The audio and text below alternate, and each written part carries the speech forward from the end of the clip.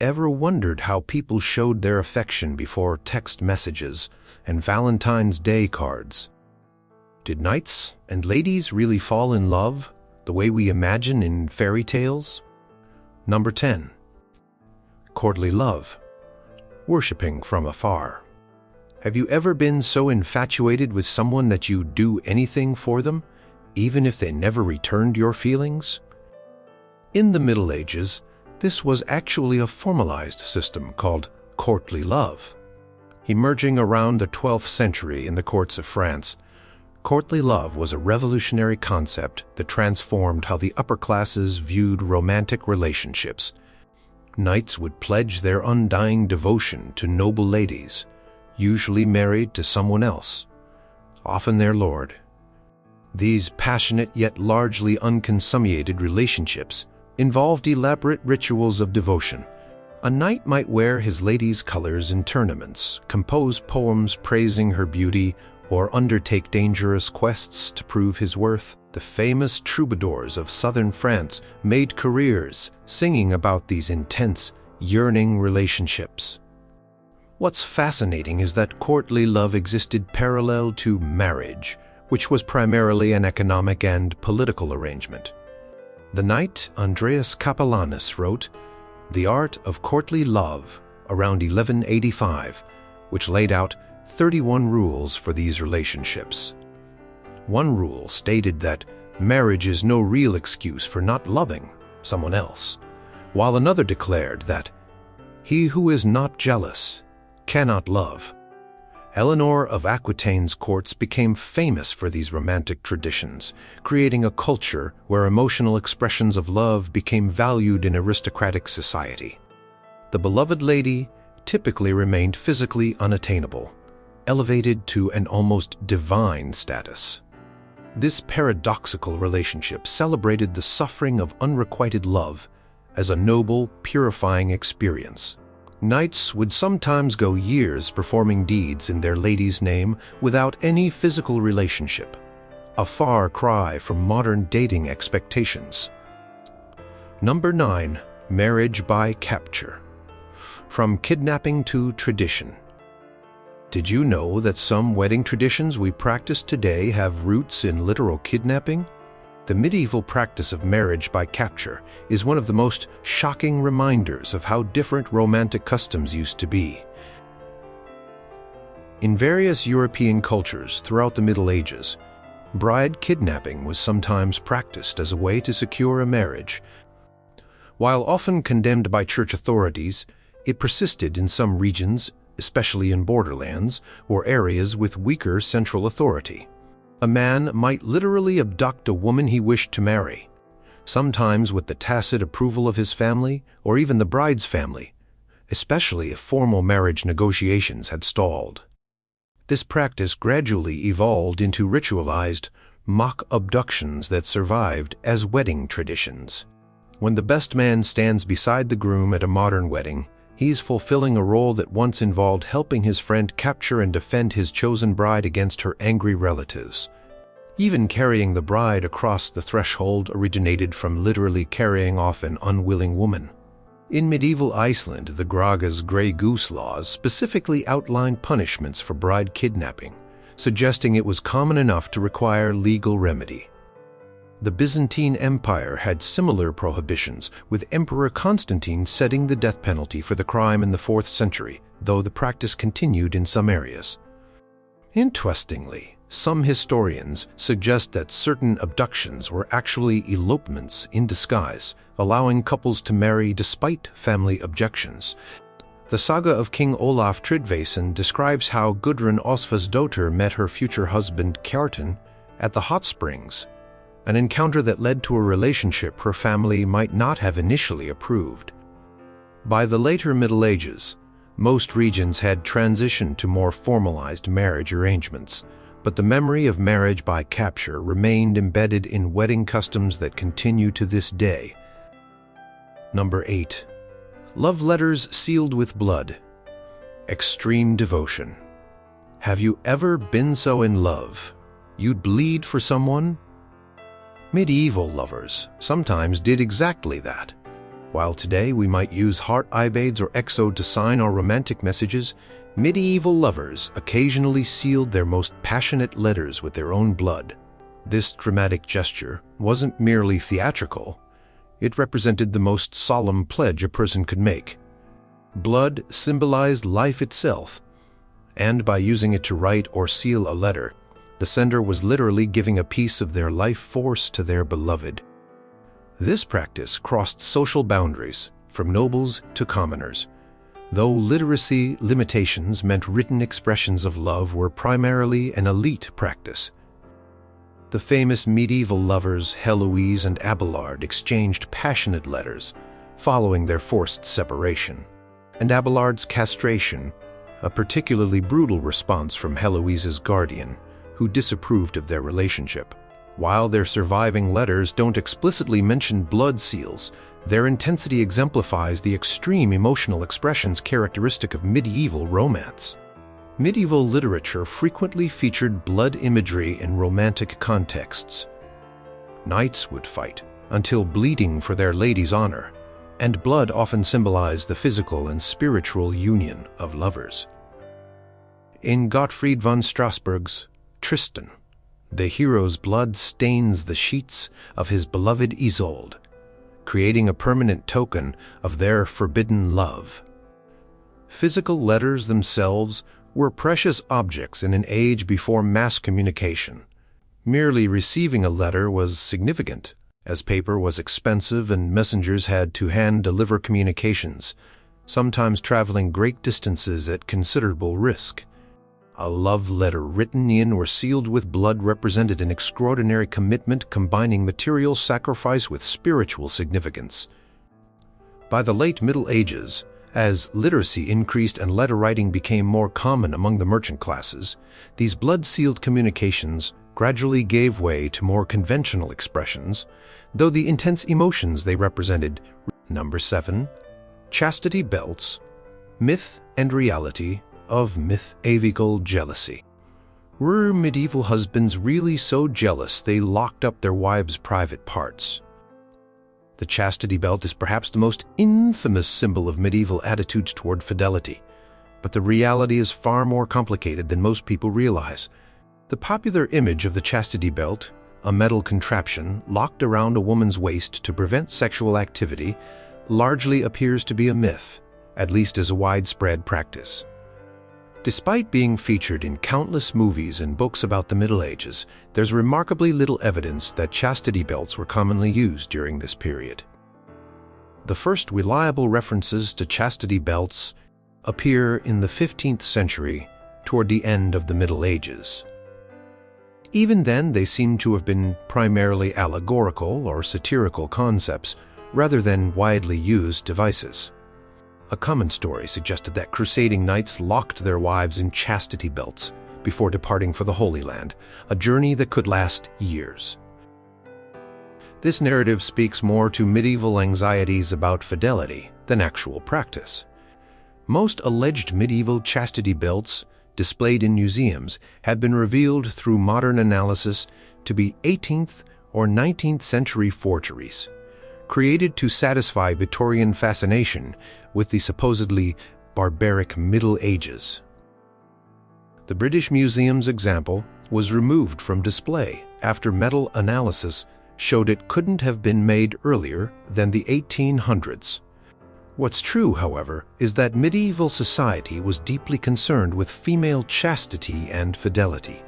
A woman's virginity before marriage and fidelity afterward were considered essential to family honor and proper inheritance.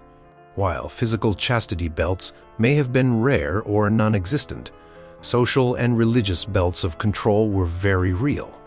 Women, especially noble women, were closely supervised, with their reputations constantly under scrutiny. The medieval poem, The Romance of the Rose, described jealousy building a fortress to confine a beautiful woman, representing the psychological rather than physical constraints imposed on women. These social controls, including constant chaperoning, restricted movement, and severe consequences for suspected infidelity, formed the real chastity belts of medieval society. Number 6. Trial by ordeal. Proving love through pain. Would you walk on hot coals to prove your love? In the Middle Ages, some people faced even worse trials to demonstrate their fidelity or devotion.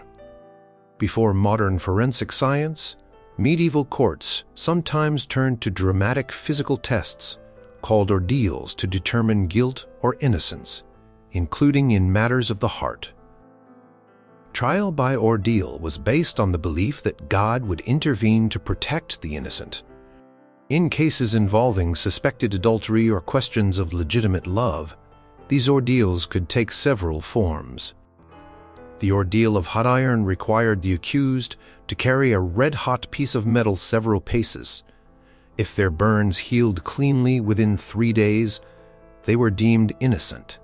In the ordeal of water, the accused was bound and lowered into a body of water. Floating indicated guilt, rejected by the pure water, while sinking suggested innocence, though hopefully they'd be pulled out before drowning. These extreme tests weren't daily occurrences, but were used in cases where evidence was lacking and the stakes were high. Accusations of infidelity or illegitimate relationships could have severe consequences, from shattered betrothal agreements to questions about children's legitimacy, affecting inheritance and family alliances. The Laïs of Marie de France, written in the 12th century, contains stories where love and fidelity are tested through various trials. In Eliduc, the protagonists' conflicted love between two women resolves through a quasi-miraculous event that functions like an ordeal, revealing the depth of true affection. By the 13th century, the Fourth Lateran Council officially prohibited clergy from participating in ordeals, marking their gradual decline. They were replaced by more sophisticated legal procedures, including trial by jury. However, the idea that true love could withstand painful tests remained embedded in medieval culture, influencing everything from romantic literature to wedding vows. The ordeal as a proof of love transformed over time into less physically dangerous but emotionally significant challenges. A knight completing quests for his lady's favor, or a lover enduring family disapproval to pursue their beloved. These dramatic tests reflected the medieval belief that genuine love required sacrifice and suffering to be proven authentic. Number 5. Gift giving. Romantic tokens beyond roses and chocolate. Ever received a lock of hair from a lover? In the Middle Ages, romantic gifts were deeply symbolic and often preserved for a lifetime. Unlike today's disposable Valentine's cards and wilting flowers, medieval gift-giving between lovers followed elaborate social codes that revealed much about the relationship's nature and intentions.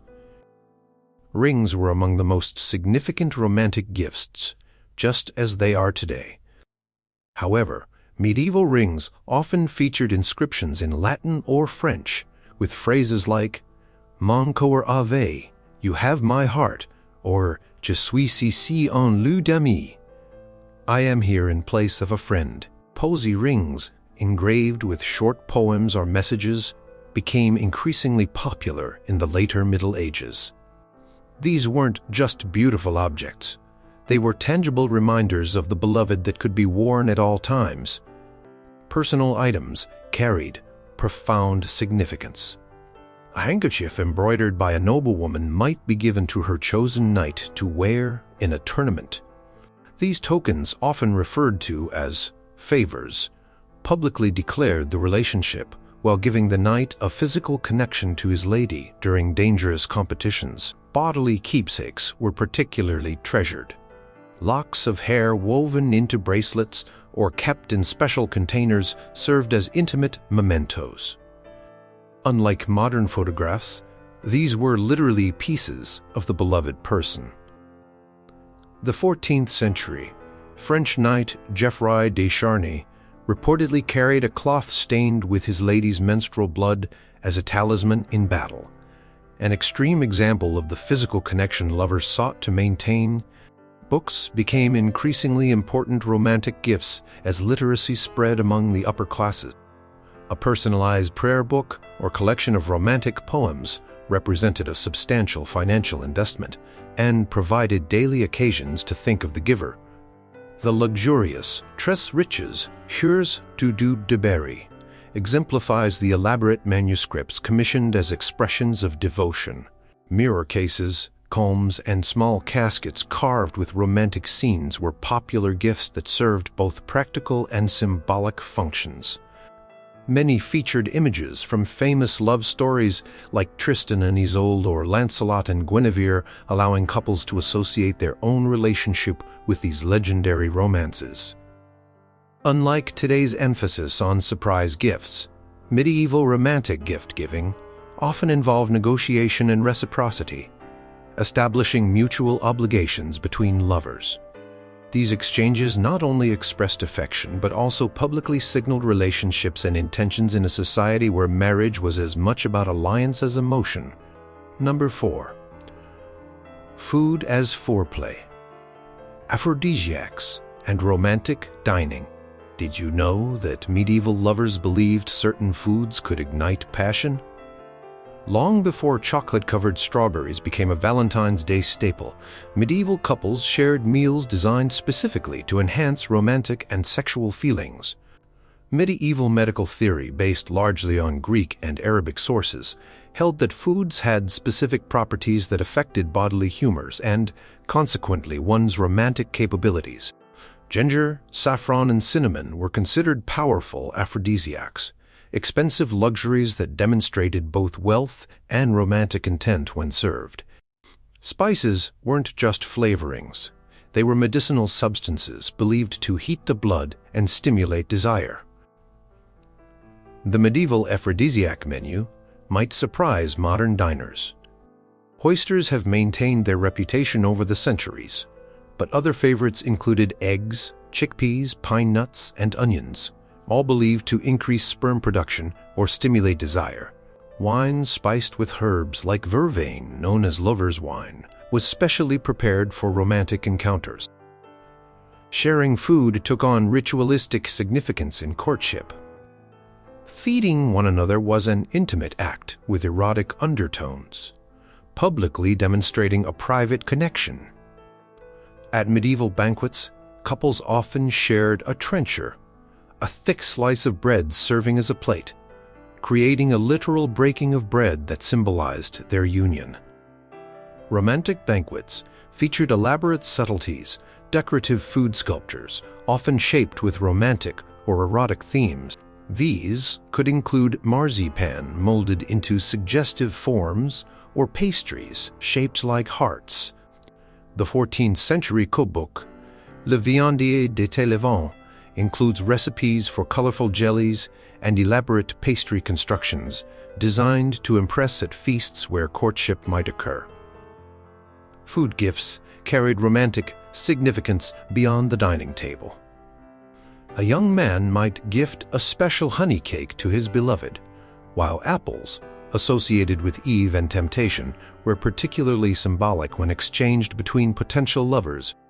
In some regions, a woman accepting food from a suitor constituted a form of informal engagement. Even religious restrictions around food played into romantic traditions. The church prohibited meat consumption on numerous fast days, which paradoxically created opportunities for fasting banquets featuring elaborate fish and vegetable dishes that showcased a host's creativity and wealth. Perfect occasions for courtship among the upper classes. For peasants and commoners, simpler food traditions marked courtship. In parts of rural Europe, a young man might place an apple with coins pressed into it on a girl's windowsill as a marriage proposition. The presentation of special bread or cheese to a potential bride's family served as a formal declaration of intent in many farming communities. Number 3.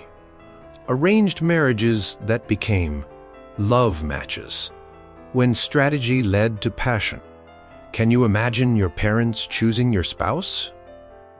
For most medieval people, marriage began as a strategic alliance rather than a love match. Yet, remarkably, Many of these arranged unions evolved into genuine loving relationships, demonstrating that medieval people found ways to cultivate affection even when romance wasn't the starting point. Medieval marriages, particularly among the nobility and wealthy merchant classes, were primarily business arrangements designed to consolidate land, forge political alliances, or combine family fortunes. Children might be betrothed as young as 7 years old, though marriage wasn't typically consummated until the bride was in her mid-teens. These arrangements prioritized family interests over individual desires, with parents or guardians making the selection. Despite these seemingly cold beginnings, historical records reveal numerous arranged marriages that developed into deeply affectionate relationships. The correspondence between Margaret and John Paston, a 15th-century English gentry couple, shows their marriage evolving from a practical arrangement into genuine partnership. In letters, Margaret addresses her husband as "my right well-beloved Valentine" and "my right well-beloved husband," while John expresses concern for her health and well-being during his absences. The secret to transforming these arrangements into love matches often lay in the medieval concept of marriage itself. Unlike today's emphasis on passion preceding commitment, medieval couples expected affection to grow through the shared experiences of marriage. The Church taught that marital affection was a virtue to be cultivated, not merely a feeling to be experienced. Marjorie Kempe, who dictated what many consider the first autobiography in English around 1430, describes her initially difficult marriage to John Kempe. Though arranged by their families, she writes of developing genuine affection for her husband over their 20 years together before she pursued her religious calling. Even royal marriages, the most political of all arrangements, sometimes blossomed into love. Edward III and Philippa of Hainaut, matched for diplomatic reasons when she was just 14, developed such a close bond that Edward remained faithful to her throughout their marriage, unusual for a medieval king. When Philippa died after 41 years of marriage, Edward was reportedly devastated and never quite recovered from his grief. Medieval love literature recognized this pattern.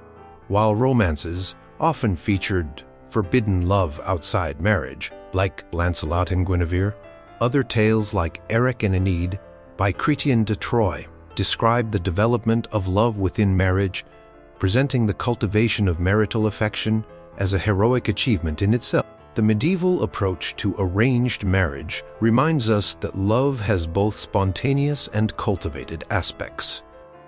In a society where marriages were arranged, medieval people invested heavily in the cultivation side, believing that actions and commitment could ultimately create genuine affection, a perspective that challenges our modern emphasis on feelings preceding commitment. Number 2. Public acceptance of rejection. Humiliation as a revenge. Have you ever been dumped in front of all your friends? Medieval rejection could be far more brutal and public than anything we experience today. When love went wrong in the Middle Ages, the aftermath was often deliberately visible to the entire community, turning private heartbreak into public spectacle. One of the most dramatic forms of public rejection was the charivari, a ritualized form of community mockery aimed at couples who violated social norms. While often directed at inappropriate marriages, like a much older man marrying a young woman, charivaris could also target rejected lovers who had presumed too much. The community would gather outside the home of the target, banging pots and pans, singing offensive songs, and creating an unbearable cacophony that made the rejection impossible to hide. For knights and nobles who had boasted of their lady's favor, public rejection could be devastating to their reputation.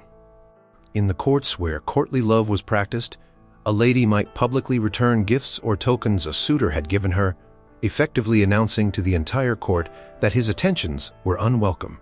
Since medieval reputation was so closely tied to honor, such public rejections could damage a man's standing beyond just his romantic prospects. Court records reveal cases where rejected suitors were subjected to community ridicule.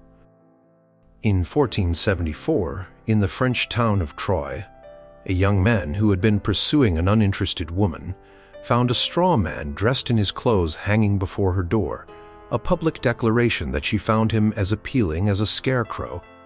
The entire neighborhood witnessed his humiliation as he was forced to remove the effigy himself. Poetry and song served as vehicles for public rejection. Troubadours and quatrains might compose songs mocking unrequited lovers, ensuring their presumption was remembered in entertainment that could spread far beyond the local community. The 13th century torment of ladies' poems feature noble women literally jousting against unsuitable suitors, publicly defeating and humiliating them in elaborate allegorical battles. Women who rejected unwanted suitors sometimes faced retaliation through slander. Rejected men might spread rumors questioning a woman's virtue so damaging in medieval society that some urban courts had specific regulations against such defamation. City records from 14th century London document cases where men were punished for spreading false stories about women who had rejected their advances. For the peasant classes, rejection often incorporated agricultural symbolism. In parts of rural Europe, a woman might leave a bundle of straw on a rejected suitor's doorstep, publicly signifying her rejection. In German-speaking regions, unwanted suitors might receive a basket, Kornbracken, literally being lowered in a basket from the window of the woman they were courting instead of being invited inside, a humiliation visible to the entire village. These public rejections served important social functions, clearly delineating accepted and unaccepted relationships in communities where marriage prospects affected everyone. Still, they represent a harshness in romantic dealings that contrasts sharply with our modern preference for private breakups and the gentle letdown. Number 1. Love magic, spells, potions, and enchanted objects. Would you drink a potion made with menstrual blood to make someone fall in love with you? Medieval people sometimes did. In an age before dating apps and relationship counselors, medieval lovers turned to magic when normal courtship failed or forbidden love needed supernatural assistance.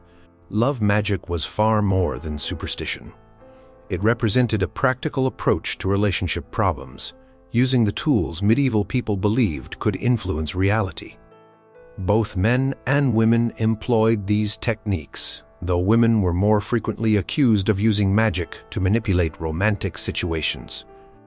Contrary to popular belief, the Church hadn't yet launched its major witch-hunting campaigns during most of the Middle Ages. These practices existed in a gray area of popular culture, neither fully accepted nor aggressively prosecuted, until the later 15th century. Love potions represented perhaps the most common form of romantic magic.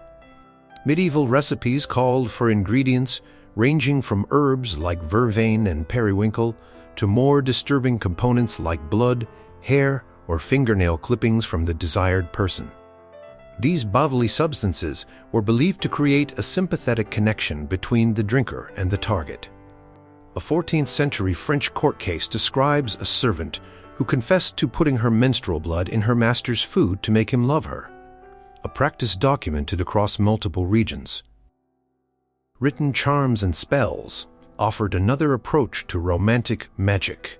A person might carry parchment inscribed with specific words or symbols, often combining Christian prayers with older magical formulas. Archaeological discoveries have unearthed lead tablets inscribed with love spells, sometimes buried near the home of the desired person. These binding spells aim to tie the target's emotions to the spellcaster. Enchanted objects played crucial roles in medieval love magic. Rings blessed during specific astrological alignments were believed to enhance the wearer's attractiveness. Mirrors were used in divination rituals to reveal future spouses. Apples inscribed with love runes and given as gifts supposedly ensured the recipient's affection. The 13th century German poem, The Talking Stone, describes a magical gem that helps its owner win a resistant lady's heart, reflecting common beliefs about certain stones, romantic powers. Surprisingly practical concerns often drove people to these magical solutions. Court records show servants using love magic to secure better treatment from employers, poor women attempting to attract more prosperous husbands, and married people trying to regain straying spouses' affection. Magic represented an attempt to level unequal power dynamics in a highly stratified society. The Church officially condemned love magic as interfering with free will, which was considered essential for valid marriage consent. Thomas Aquinas specifically addressed love potions in his writings, arguing they were sinful because they potentially compelled someone to love against their natural inclinations. Nevertheless, many practitioners simply incorporated Christian elements into their spells, seeing no contradiction between their faith and their magical practices. By the late Middle Ages, anxiety about love magic contributed to the emerging witch hunts. The influential 1486 witch hunting manual, Malleus Maleficarum, specifically warned about women using magic to stir up love or hatred and linked romantic magic to broader demonic influences. What had been a relatively tolerated practice became increasingly dangerous, driving love magic underground but never eliminating it entirely. Can you imagine risking prosecution for witchcraft just to make someone fall in love with you?